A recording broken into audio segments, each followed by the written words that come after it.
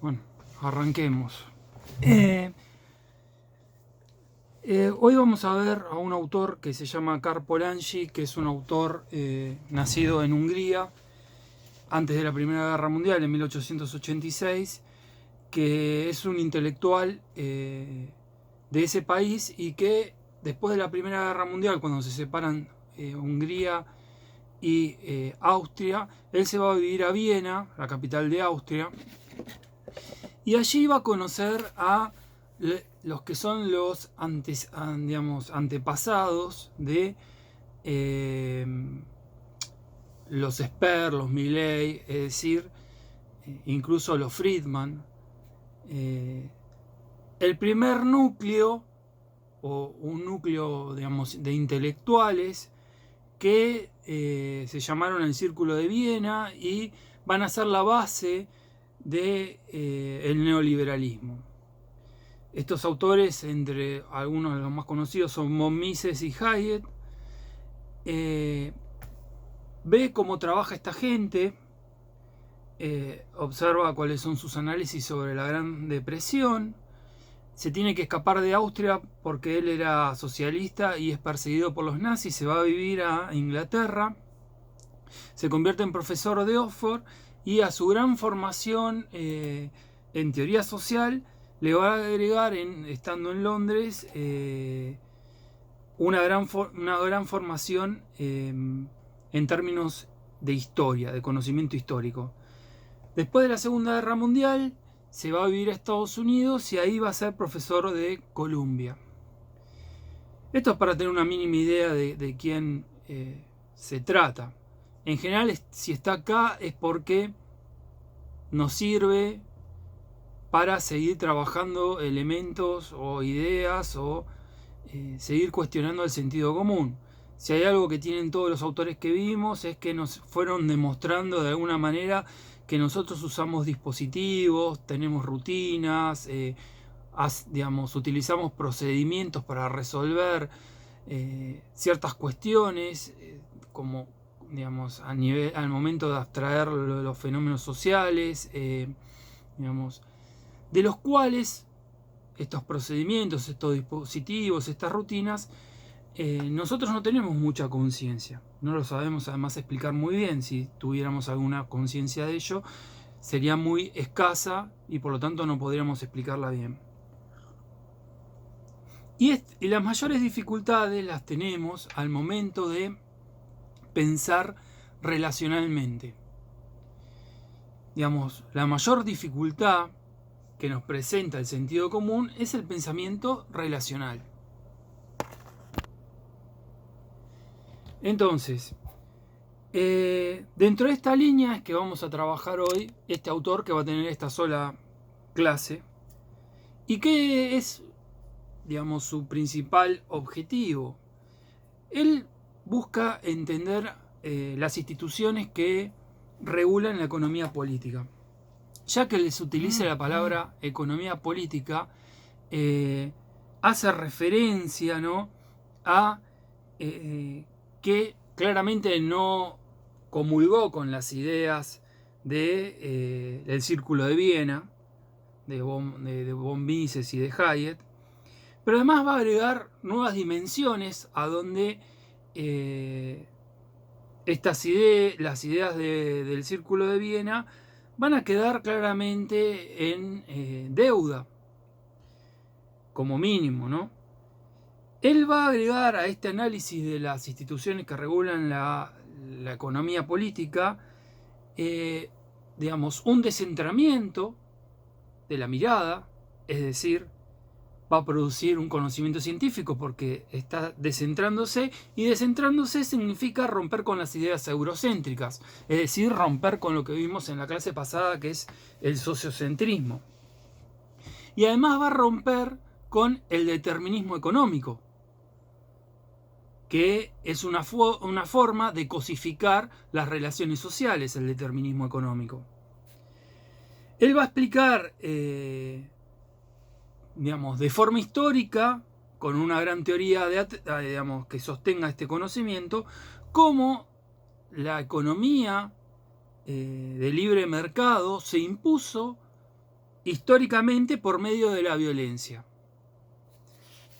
Es algo que no se suele marcar por el pensamiento neoliberal, pero digamos, la economía de mercado está íntimamente ligada a la violencia. Y además va a marcar los peligros que tiene este pensamiento que tiende a cosificar la naturaleza, ¿no? A tratarla como una simple mercancía, para tanto la naturaleza como para la sociedad humana. Y nos va a marcar que las economías libres, mal llamadas libres en realidad, porque no, o sea, ¿qué es ser libre, no? Pero bueno, no importa. Ponen en riesgo la cohesión social. Entonces, en estas cuestiones nos vamos a ir moviendo en esta clase. ¿Qué es la economía neoclásica? O sea, la economía neoclásica es la economía que se inicia luego de Marx, que es el último clásico. Es la economía marginalista. Es una economía bastante más simplona en muchos aspectos que lo que proponían Adam Smith y David Ricardo, ni hablar de Marx, eso ya es otra cosa, pero a nivel de comparación con Adam Smith y Ricardo es más simplona, pero tiene una pátina que le da un cierto aire de objetividad, que es el contenido matemático. Entonces ya medio trabajamos estas cosas de medio de costado, pero la matemática por sí mismo no asegura, digamos, cientificidad, ¿no? ¿Cómo piensa la economía neoclásica? ¿No? Básicamente la piensa como un sistema de mercados autorregulados que tienden al equilibrio. Acá ya empezamos a ver que hay una tensión con todo lo que estuvimos viendo anteriormente, porque si pensamos en Weber, esa tendencia al equilibrio no es tal en la historia. Si pensamos en Durkheim, puede haber equilibrio, pero puede que no también. O sea, él puede pensar situación de desequilibrio, de conflicto, de tensiones.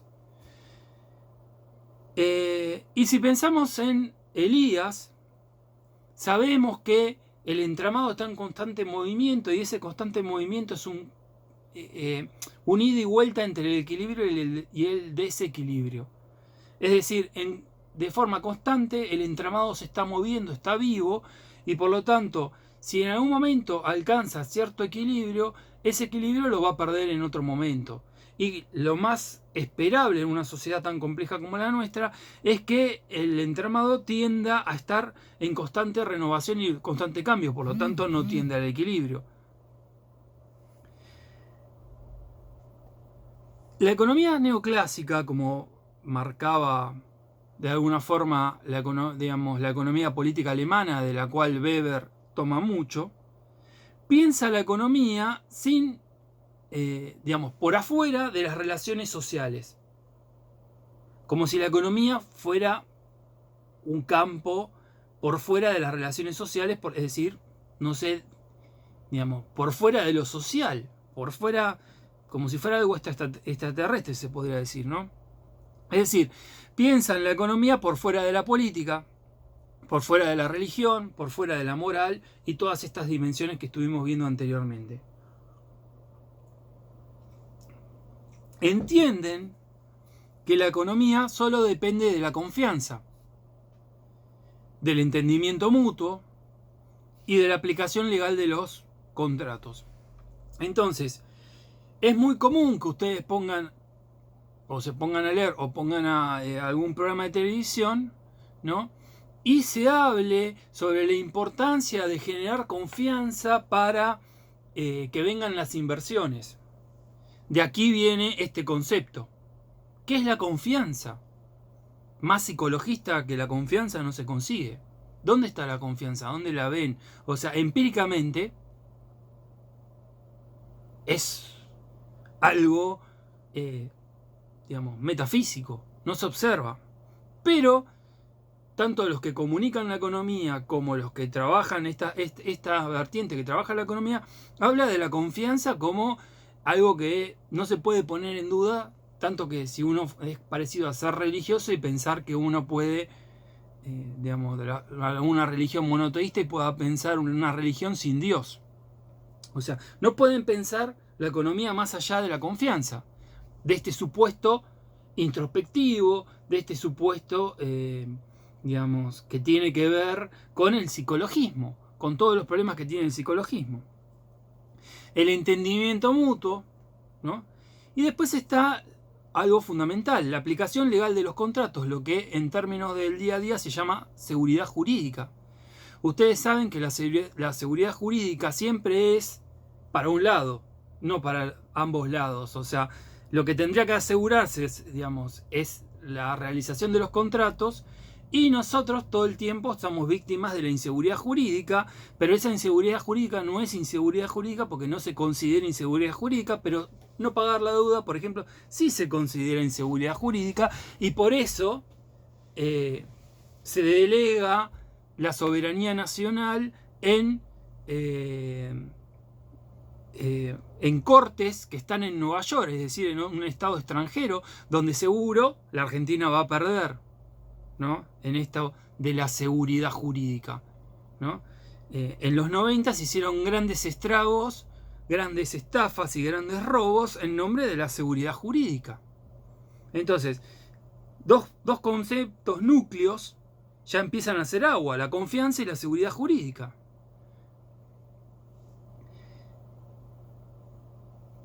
Pero lo más perverso de esta teoría es que suponen que la economía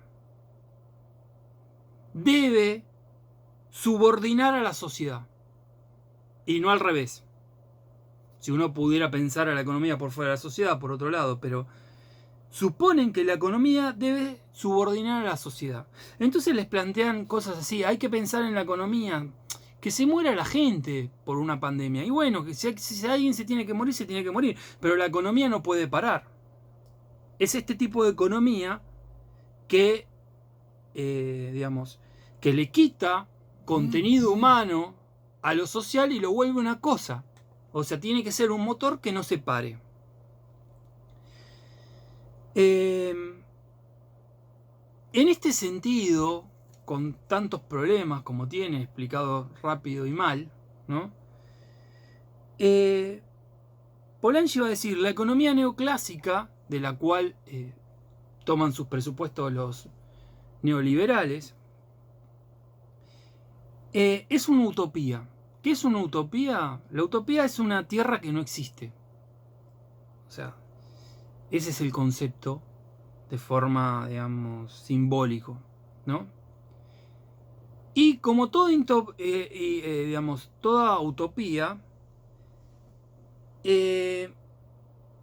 digamos, es, digamos, no es oxidable por la experiencia empírica. Sus defensores siempre van a tener excusas para decir por qué la realidad no funciona. Siempre la culpa va a ser de la realidad, no la culpa de la teoría. La teoría es perfecta, la realidad es imperfecta. La teoría es perfecta, tal o cual individuo es el que perjudica la teoría, o tal o cual cosa es el que perjudica.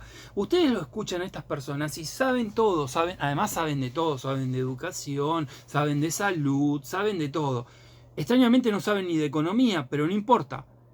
O sea, como es un pensamiento utópico, es un pensamiento de un fanático de la fe, digamos, no hay prueba empírica que digamos, le entre a este tipo de razonamiento. Por lo tanto, no se lo puede, digamos, hacer lo que estoy haciendo yo, hacer una crítica racional, porque no son racionales del otro lado. O sea, no hay racionalidad. Estas personas no tienen racionalidad. Al ser fanáticos de una ideología, no pueden pensar críticamente, no pueden construir conocimiento. Ellos creen con la misma fe que creía un cruzado digamos, en la conquista de Jerusalén. Creen de esa manera, ¿no? Pero bueno, vamos a hacer este esfuerzo entre nosotros. Espero que acá ya no haya neoliberales por su bien, digamos, en el sentido de que quisiera que no, digamos, no su intelectualidad no cayera en este espacio de este fondo, digamos, oscuro, ¿no? De fanatismo y sin, digamos, y sin razón. Pero vamos a hacer el esfuerzo, o mejor dicho, vamos a hacer el esfuerzo. En principio, cualquiera que hizo un curso de economía sabrá que hay 3 factores fundamentales de la economía. ¿Alguien se acuerda?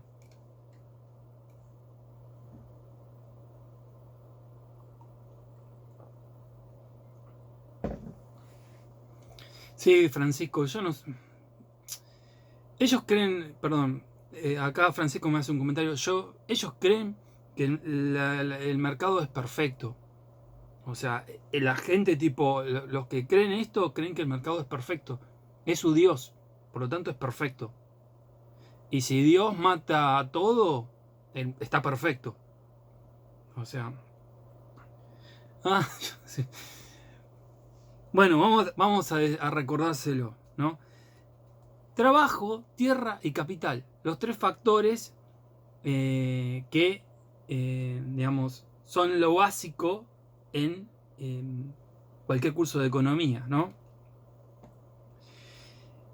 Por supuesto, los individuos racionales ya lo vimos con Weber, que no existen como tales, o sea, existen por un momento en una determinada cuestión, o sea, hay un montón de fallas, pero no me puedo detener a dar un curso de economía política. Volviendo a los 3 factores de la economía, son capital, trabajo y tierra, ¿no? Acá dice, la economía trabaja estas 3 dimensiones como si fueran una mercancía más. Ahora, Polanyi dice, ¿pero qué es una mercancía? Y dice, una mercancía es aquello que el ser humano construyó para vender en el mercado, para transar en el mercado. Es una definición, ¿no? Entonces, si uno piensa la naturaleza, la tierra, ¿no? En realidad no es, digamos, algo que haya creado el hombre. Ni siquiera que alguien haya creado un ser. O sea, la naturaleza es producto de la naturaleza, justamente, ¿no? Si uno piensa en el trabajo humano es solamente una actividad humana. ¿Qué quiere decir? Que esta gente piensa que, los neoclásicos piensan que el estado natural del ser humano es, digamos, ¿cómo se llamaba?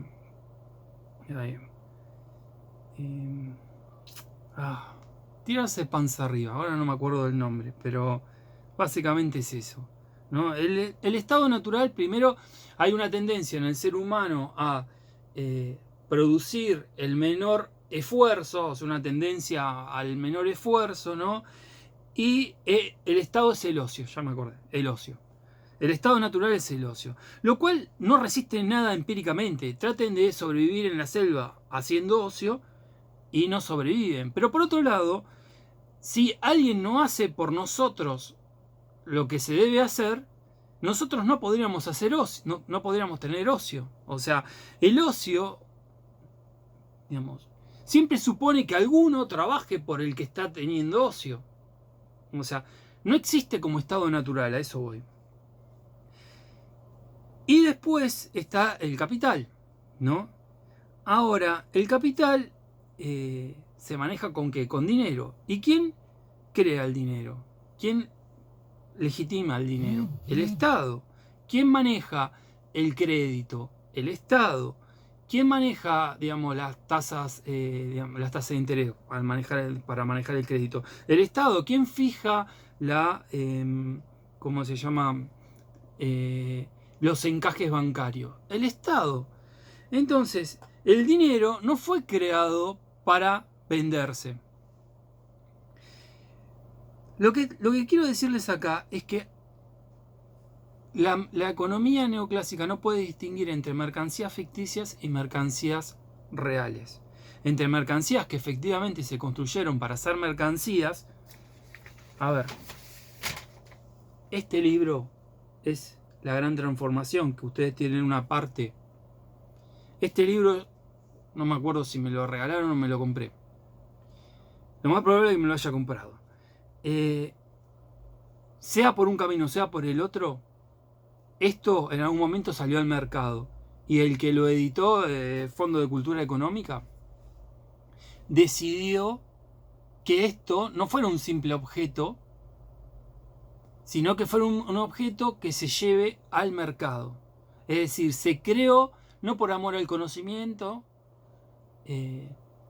no por alguna otra causa, sino que se creó para ganar dinero. Esto es. Ahora, el trabajo humano no se creó para eso, porque no hay un sujeto que lo haya creado. La naturaleza no la creó nadie, porque no hay un sujeto que la haya creado. Y tenemos este problema con la cuestión de la oferta y del dinero, el crédito, etcétera, etcétera.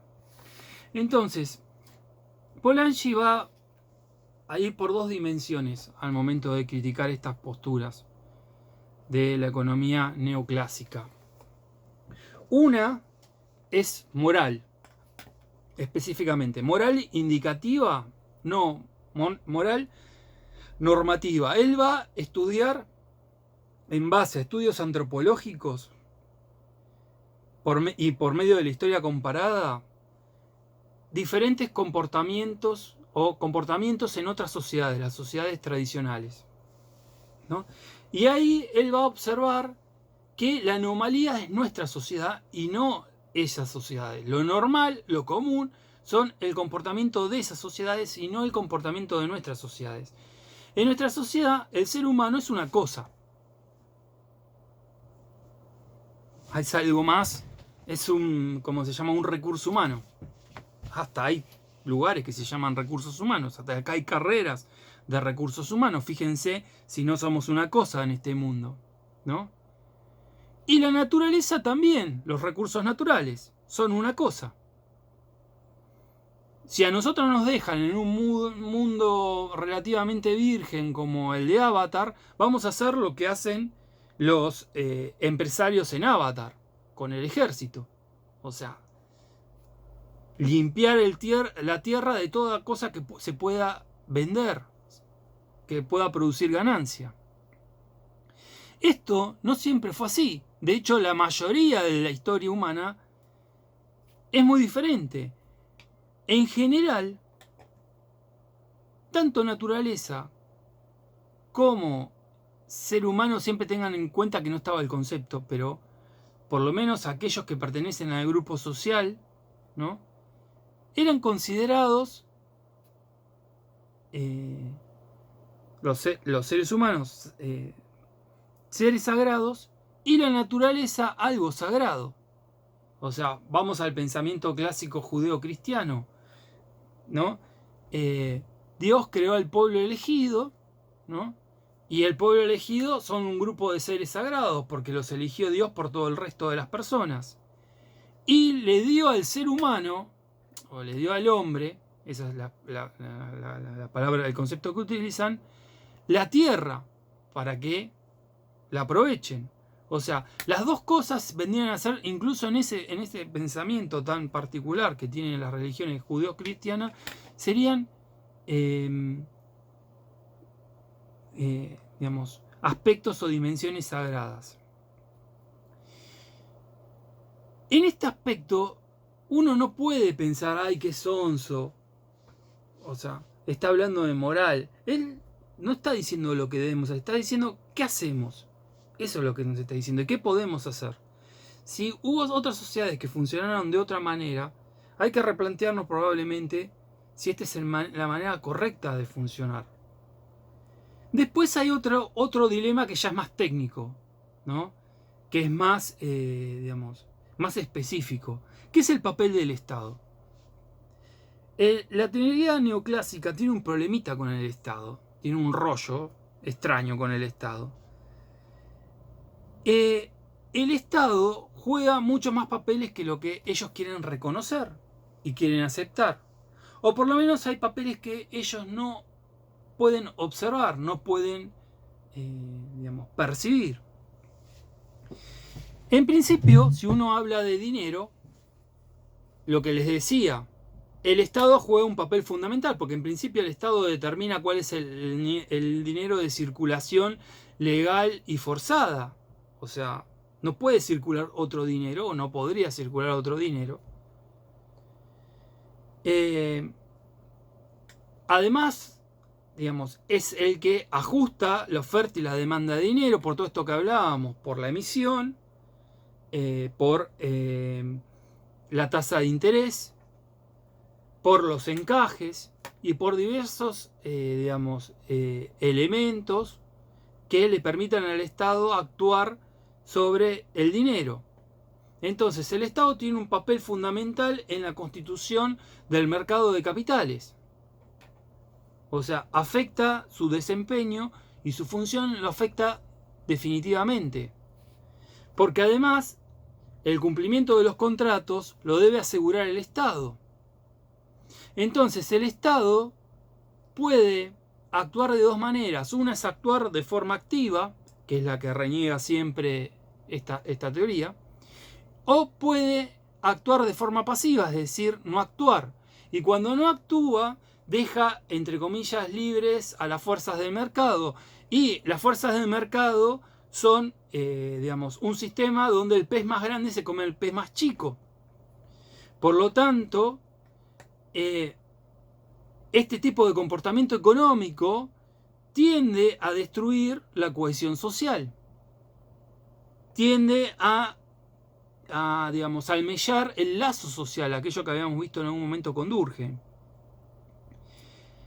Además, a nivel del mercado de trabajo, el Estado afecta claramente al mercado de la mano de obra.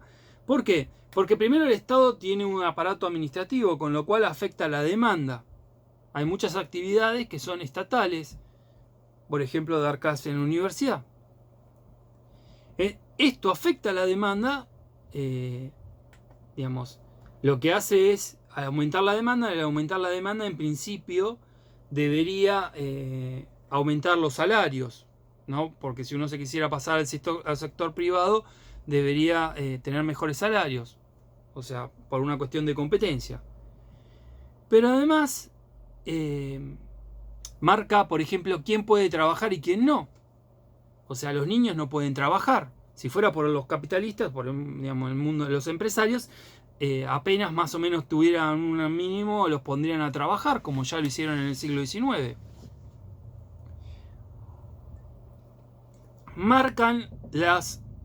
El Estado marca cuántas horas se trabaja, cuáles son los días que se trabaja, cuáles son los ritmos que se trabaja, un montón de dimensiones, cuáles son las condiciones de seguridad que se trabaja, ¿no? Entonces, esto, fíjense que es dinámico, que va cambiando.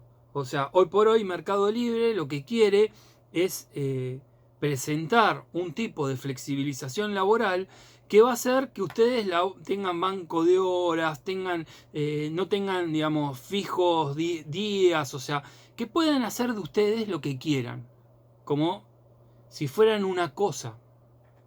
Y lamentablemente del otro lado nos defiende la burocracia sindical. O sea, estamos como al horno, ¿no? Pero si Mercado Libre se impone en esto, no sé en qué anda últimamente ahora, eso va a venir como ejemplo para todo el resto de las actividades privadas, porque ese es el proyecto que tienen los empresarios en Argentina. Hacer que los costos, trasladárselo a los trabajadores. Con lo cual, este tipo de trabajo va a perder protección, y al perder protección vamos a perder salarios, nuestros salarios van a ir a la baja. Ya son miserables, va a haber menos trabajo y va a haber salarios más bajos.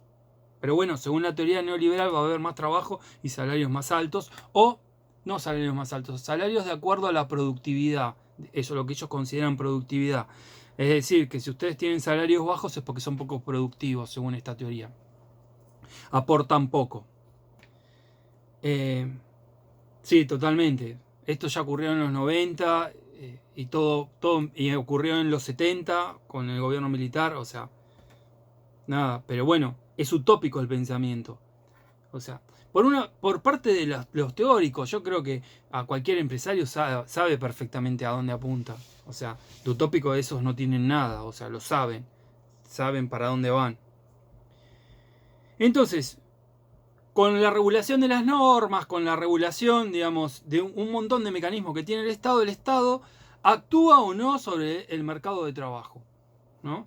No había nada más perverso hace unos 10 años, 6, que le dijera, había una campaña del Ministerio de Trabajo que le decía al trabajador que era su responsabilidad, la del trabajador, cumplir las normas de la seguridad. Dale, ¿quién es el sector que está más débil en una relación capital-trabajo? El trabajo. ¿Cómo va a decir? No, a ver, yo si no me dan las condiciones para trabajar, ¿no? Y poniendo a una persona cómo se trabaja, por ejemplo en la construcción, ¿no? Con zapatos de seguridad, con anteojos, con guantes, con las camisas, o sea, dale, eso no depende de mí. O sea, no depende de mí. No depende, fíjense acá, o sea, yo haciéndome mala sangre porque no tengo los elementos, o sea, la universidad no te da los elementos, los tengo que poner yo para dar clase. O sea, digamos, fíjense que la universidad, que ni siquiera es una empresa, que no tiene como objetivo maximizar ganancias, imagínense un lugar, un espacio donde su objetivo claramente sea maximizar ganancias. Entonces, el Estado es como un jugador que tiene la capacidad de cambiar las relaciones de fuerza. Sea actuando activamente o sea actuando, digamos, pasivamente.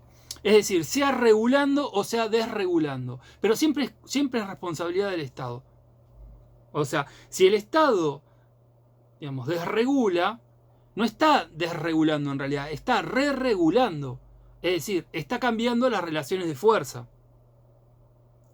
Porque el que va a regular en esos casos va a ser el sector privado. Entonces, no es que está desregulando, está regulando, digamos, marcando la cancha a favor del sector privado.